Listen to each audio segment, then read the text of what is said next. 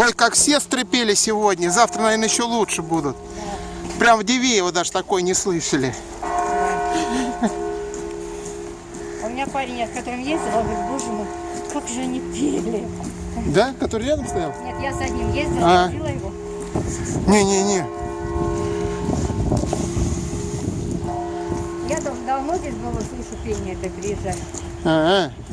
А он был первый раз. Смотри сюда. Ага. Иду в туалет приспичить. Да.